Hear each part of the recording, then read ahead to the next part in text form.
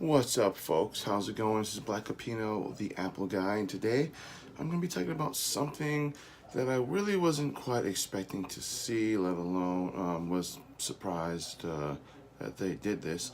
But this is a GoPro. This is, or was, one of their lower end lineups that cost $199.99. Now this was known as the Hero Session 5. They actually had 4 models of the GoPros. They had the Session, which was the $149 version.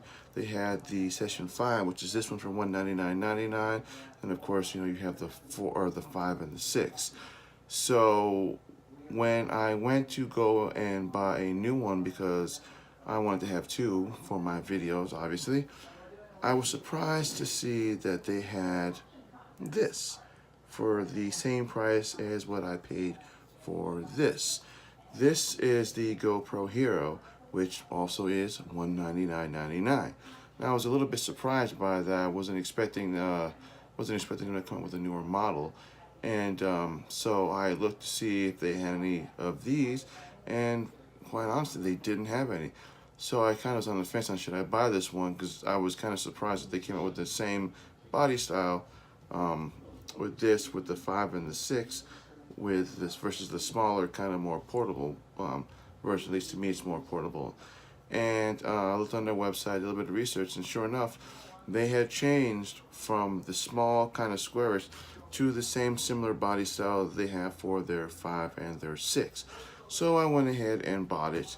And I'm just going to kind of give a brief kind of talk about the differences between the new lower-end model versus the previous model that the Hero has replaced.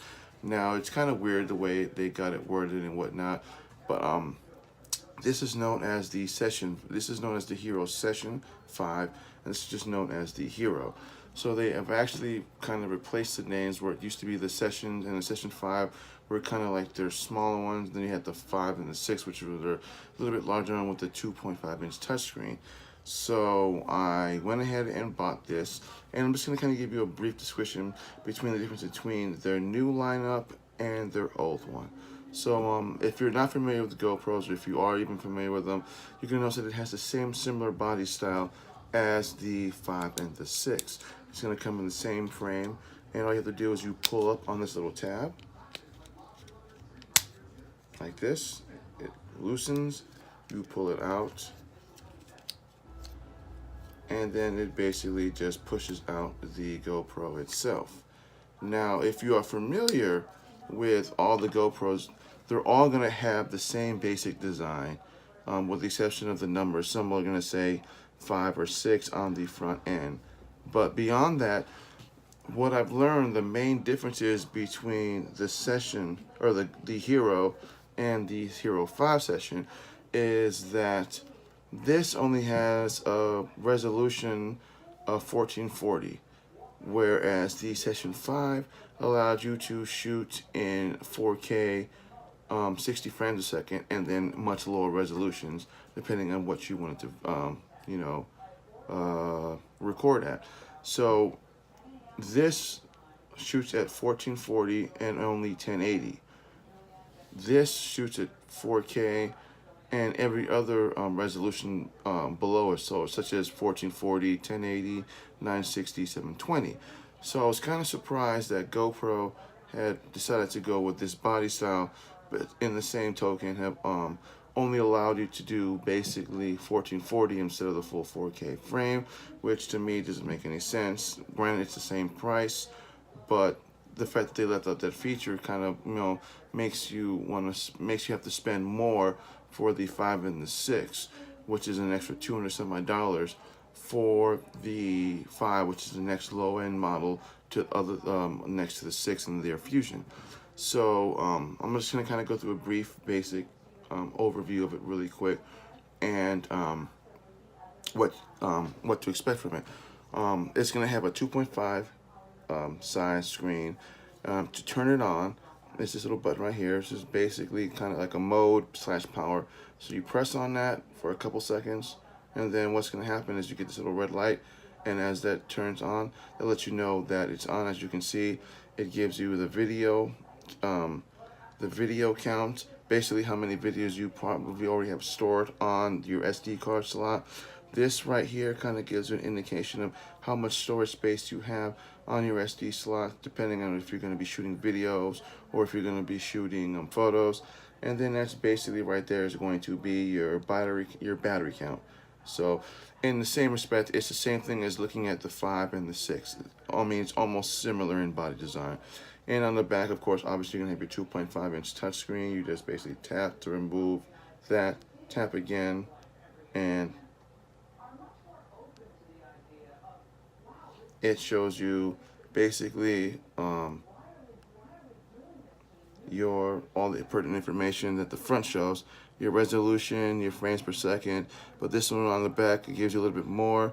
You probably won't be able to see because it probably won't be able to zoom in on it really well.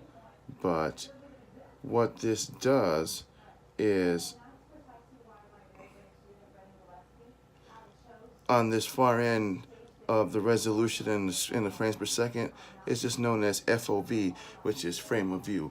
That basically means how you want to shoot your videos. Do you want a full wide view, or do you want a medium, or do you want a narrow, kind of like your screen of your cell phone when you have it in portrait mode? This kind of gives you like basically just kind of a narrow view of what your direction of what you're pointing your video at, instead of kind of like a little more expanded or a full expanded version. So that's basically what it does. And then to access most of the settings and whatnot, you tap on it and you just swipe down, and then it gives you what's known as connect, preferences, voice command. Basically it's a little head with a little X. If you tap on it again, it'll give you an OK, so you can basically tell your GoPro to record without you having to touch the red shutter / video record button, and then you can either lock or unlock it. And then it also has a feature known as video stabilization, which was standard on the Session 5 as well, and it's automatically engaged, so you would just swipe from right to left. And then as it says video stabilization, you've got a little power button that tells you either on or off. And then to swipe from right to left, basically that's going to be all the media that you have stored on your GoPro that you can look at and kind of edit it a little, and then do more videos or cut out some videos that you may not want, or some photos you may not like. And then that's pretty much it on what you can do with the touchscreen. It's going to have basically the same type of functions that you can expect on the 5 and the 6. To access the battery, you're going to have a little component right here. You basically would push that in, push out, down, and then what happens is that you've got the battery right here with this little flap right here.